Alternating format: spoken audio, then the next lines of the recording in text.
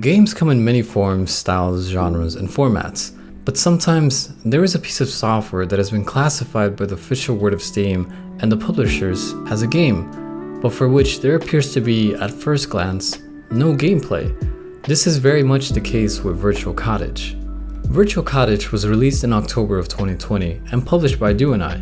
It features the interior of a cottage, a figure, which represents you, the player, working away at their computer, a chill lo-fi soundtrack, and via the window, a hint of the outside world via varying weather and light levels. There is a clock, and around the screen a collection of controls. Upon starting the program, one is prompted for an activity to focus on, for how many minutes, and if there should be a sound after the timer runs out. The in-environment controls allows one to change if it is raining outside, if it is quiet or loud rain, full screen mode.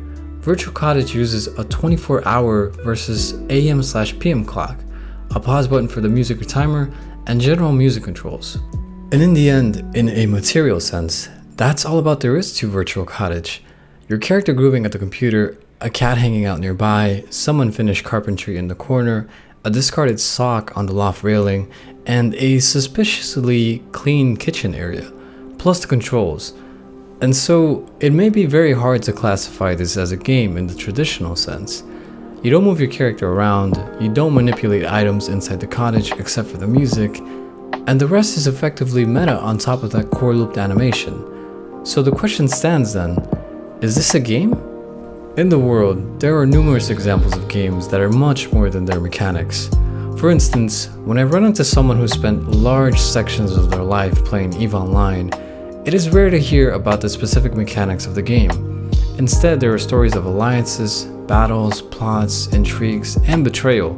EVE Online is a game I have never played, and have only the vaguest idea of how it is actually played, because the specifics of those mechanics are less relevant than the meta that it has spawned.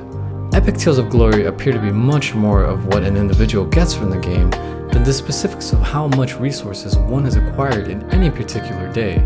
So what happens when mechanics are almost entirely eliminated? When one is left with just the experience of a piece of software? Can it still be a game? Can one yet acquire the joy of gaming from something that is effectively just a spiffy egg timer?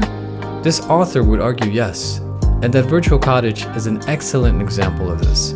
Not everyone will get the same thing out of it, but it is a game that effectively lets you gamify your own activities while providing a particularly cozy environmental vibe to go with those activities that someone might not otherwise have available. The nature of the game is to relax and see what you can accomplish in the time you allotted yourself.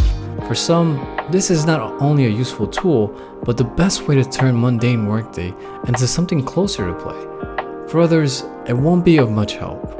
The good news is that Virtual Cottage is a free download.